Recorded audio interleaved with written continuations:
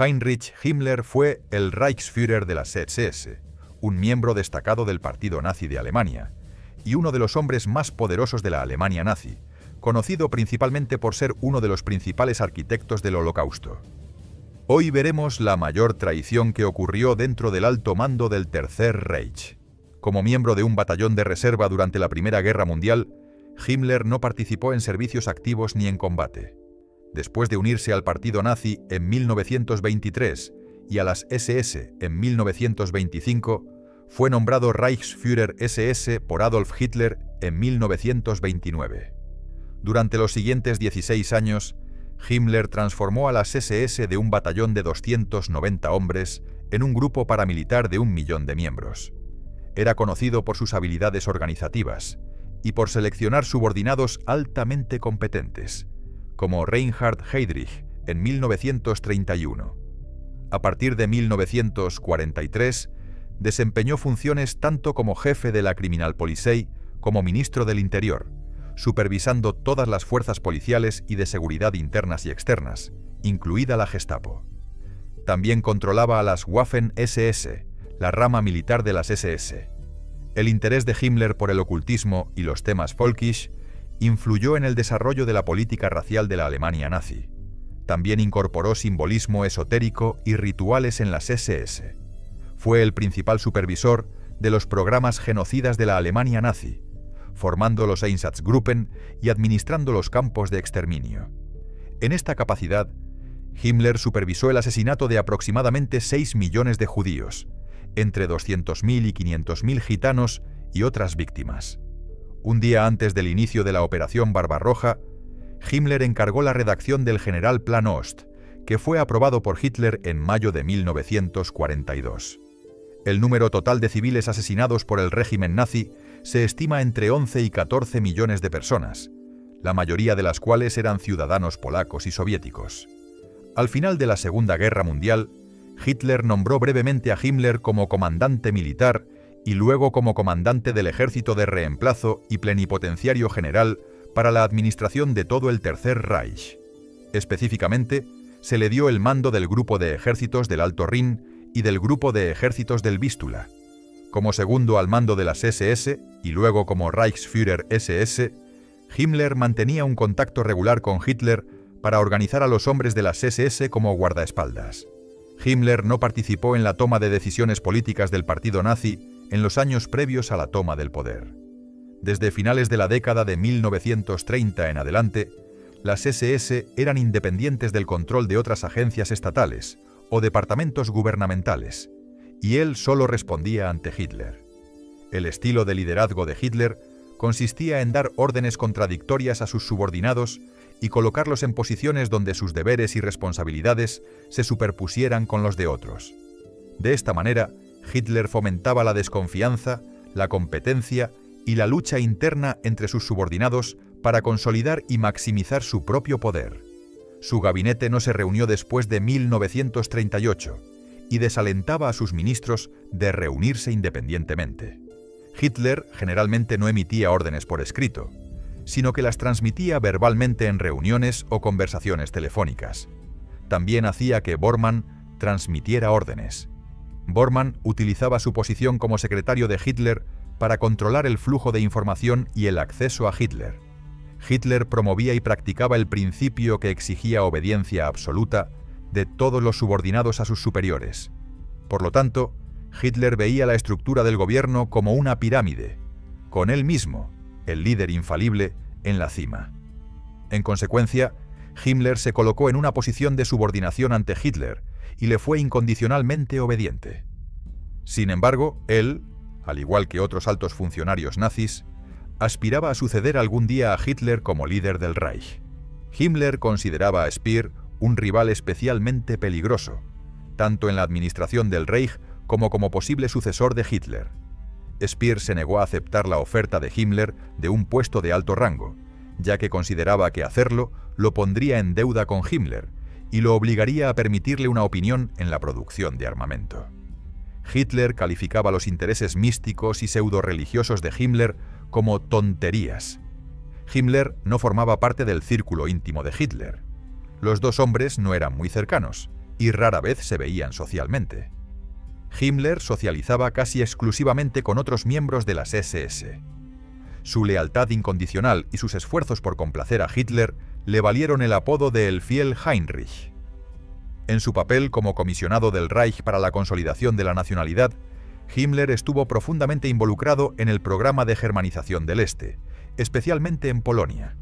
Como se detallaba en el General Plan Ost, el objetivo era esclavizar, expulsar o exterminar a la población local y transformar el territorio en Lebensraum para los alemanes étnicos. Himmler continuó con sus planes de colonización en el Este, incluso cuando muchos alemanes se mostraban reacios a mudarse allí, y a pesar de los efectos negativos en el esfuerzo bélico. Las clasificaciones raciales de Himmler comenzaron con la Volksliste, que clasificaba a las personas consideradas de sangre alemana. La lista incluía a alemanes que habían colaborado con Alemania antes de la guerra, así como a aquellos que se consideraban alemanes pero mantenían una postura neutral, a aquellos que eran parcialmente polacos pero podían ser germanizados, y a alemanes que tenían nacionalidad polaca. Himmler dio órdenes para que quienes se negaran a ser clasificados como alemanes étnicos fueran deportados a campos de concentración, les quitaran a sus hijos o fueran obligados a realizar trabajos forzados. Su creencia de que es propio de la sangre alemana resistir lo llevó a la conclusión de que los bálticos y eslavos que resistían la germanización eran los más compatibles con la raza superior. Declaró que no permitiría que se perdiera ni una sola gota de sangre alemana ni que se mezclara con una raza extranjera. El plan también incluía el secuestro de niños de Europa del Este. Entonces Himmler dijo: «Obviamente, en una mezcla de pueblos así, siempre habrá algunos tipos raciales que puedan ser utilizados. Por lo tanto, creo que es nuestro deber quitarles a los niños, sacarlos de su entorno, si es necesario, robándolos. O bien conquistaremos cualquier sangre que podamos utilizar para nosotros y le daremos un lugar entre nuestro pueblo, o destruiremos esa sangre. Los niños considerados racialmente valiosos debían mantenerse alejados de cualquier contacto con los polacos y ser criados como alemanes, con nombres alemanes». Himmler declaró: «Sobre todo tenemos fe en nuestra propia sangre, que a lo largo de la historia alemana ha fluido hacia una nacionalidad extranjera. Estamos convencidos de que nuestra filosofía e ideales se reflejarán en el espíritu de estos niños que racialmente nos pertenecen. Los niños serían adoptados por familias alemanas. Aquellos que fueron reunidos inicialmente y luego rechazados fueron llevados a un gueto en Łódź, donde muchos eventualmente morirían. En enero de 1943, Himmler registró que 629.000 alemanes étnicos habían sido reubicados. Sin embargo, muchos de ellos no se trasladaron a las granjas esperadas, sino a campos o refugios temporales en las ciudades. 500.000 de residentes de los territorios polacos anexados, así como de Eslovenia, Alsacia, Lorena o Luxemburgo, fueron deportados al gobierno general o enviados a Alemania para trabajos forzados. Himmler dio instrucciones de que la nación alemana debía considerar a los trabajadores extranjeros traídos a Alemania como una amenaza para la pureza de la sangre alemana. Según las leyes raciales alemanas, las relaciones sexuales entre alemanes y extranjeros estaban prohibidas y se consideraban contaminación racial. A comienzos de junio de 1944, durante la Operación Overlord, las fuerzas aliadas desembarcaron en el norte de Francia. En respuesta, los alemanes crearon el Grupo de Ejércitos del Alto Rin para enfrentar el avance del Séptimo Ejército estadounidense y el Primer Ejército francés en la región de Alsacia, a lo largo de la orilla occidental del río Rin. A finales de 1944, Adolf Hitler nombró a Heinrich Himmler comandante en jefe del Grupo de Ejércitos del Alto Rin. En septiembre de 1944, Hitler ordenó a Himmler crear unidades especiales del ejército conocidas como el Volkssturm, reclutando a hombres entre los 16 y 60 años. Esta decisión provocó protestas del ministro de Armamento, Albert Speer, quien señaló que se estaban sacando trabajadores calificados de la producción de armamento. Hitler creía que podía reclutar hasta 6 millones de hombres y que estas nuevas unidades librarían una guerra del pueblo contra el invasor. Sin embargo, debido a la falta de entrenamiento, armamento adecuado y equipo, los miembros del Volkssturm no estaban preparados para el combate, lo que resultó en la muerte de aproximadamente 175.000 de ellos en los últimos meses de la guerra. En enero de 1945, Hitler lanzó la Operación Nordwind con el objetivo de romper las líneas del Séptimo Ejército estadounidense y el Primero Ejército francés para apoyar a las fuerzas alemanas que atacaban en la ofensiva de las Ardenas, la última gran ofensiva alemana. A pesar de algunas victorias iniciales, la ofensiva alemana fue bloqueada por los estadounidenses. El 25 de enero, la operación alemana fue oficialmente cancelada. Ese mismo día, Hitler nombró a Heinrich Himmler, comandante del recién formado grupo de ejércitos del Vístula, encargado de defender la región de Pomerania contra el avance del Ejército Rojo. Sin embargo, este nombramiento fue criticado por el general alemán Heinz Guderian, quien lo consideró un error. La Operación Solsticio, un ataque alemán en Pomerania contra las fuerzas soviéticas, fue un fracaso. En respuesta, Hitler responsabilizó personalmente a Himmler y lo acusó de no seguir las órdenes. La situación se deterioró hasta el punto de que Hitler reemplazó a Himmler por el general Gotthard Heinrici el 20 de marzo. Himmler, que había estado recibiendo atención médica desde febrero, huyó a un sanatorio en Hohenlichen. Esta serie de eventos marcó el deterioro de la relación entre Hitler y Himmler, y la confianza de Hitler en sus asesores comenzaba a desvanecerse. A principios de 1945, el esfuerzo de guerra alemán estaba al borde del colapso, y la relación de Himmler con Hitler se había deteriorado. Himmler consideró negociar de forma independiente un acuerdo de paz. Su masajista, Felix Kersten, quien se había mudado a Suecia, actuó como intermediario en las negociaciones con el conde Folke Bernadotte, jefe de la Cruz Roja Sueca. Se intercambiaron cartas entre los dos hombres, y Walter Schellenberg organizó reuniones directas. En marzo de 1945, Himmler emitió una directiva ordenando que los judíos fueran marchados desde las fortificaciones del sudeste, en la frontera austrohúngara, hasta Mauthausen.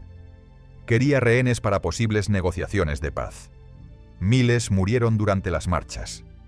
Himmler y Hitler se reunieron por última vez el 20 de abril de 1945, el cumpleaños de Hitler en Berlín, y Himmler juró lealtad inquebrantable a Hitler. Durante una reunión militar ese día, Hitler declaró que no abandonaría Berlín a pesar del avance soviético. Junto con Göring, Himmler abandonó rápidamente la ciudad después de la reunión. El 21 de abril, Himmler se reunió con Norbert Masur, un representante sueco del Congreso Judío Mundial, para discutir la liberación de prisioneros judíos de campos de concentración.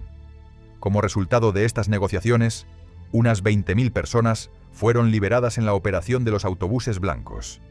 Himmler afirmó falsamente en la reunión que los crematorios en los campos habían sido construidos para manejar los cuerpos de prisioneros que habían muerto en una epidemia de tifus. También afirmó falsamente tasas de supervivencia muy altas en los campos de Auschwitz y Bergen-Belsen, incluso cuando esos sitios estaban siendo liberados y la verdad salía a la luz. El 23 de abril, Himmler se reunió directamente con Bernadotte en el consulado sueco en Lübeck. Representándose a sí mismo como el líder provisional de Alemania, afirmó que Hitler estaría muerto en unos días. Con la esperanza de que británicos y estadounidenses lucharan junto a lo que quedaba de la Wehrmacht contra los soviéticos, Himmler pidió a Bernadotte que informara al general Dwight Eisenhower que Alemania deseaba rendirse a los aliados occidentales, no a la Unión Soviética. Bernadotte le pidió a Himmler que pusiera su propuesta por escrito, y Himmler aceptó. Mientras tanto, Göring había enviado un telegrama unas horas antes, pidiendo a Hitler permiso para asumir el liderazgo del Reich como su delegado designado, un acto que Hitler, influenciado por Martin Bormann, interpretó como una exigencia para que renunciara o enfrentara un golpe de Estado.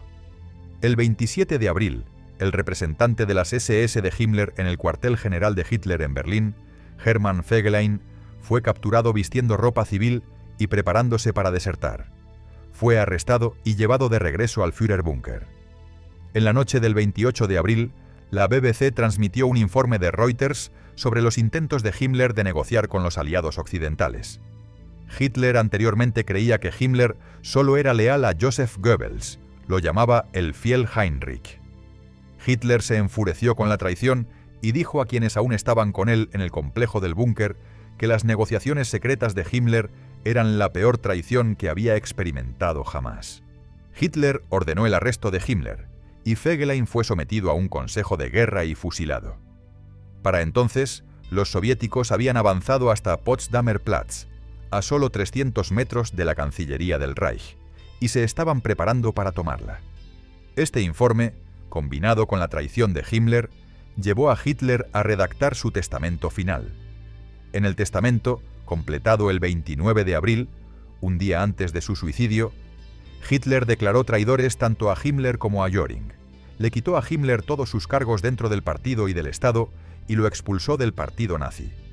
Hitler nombró al gran almirante Karl Dönitz como su sucesor.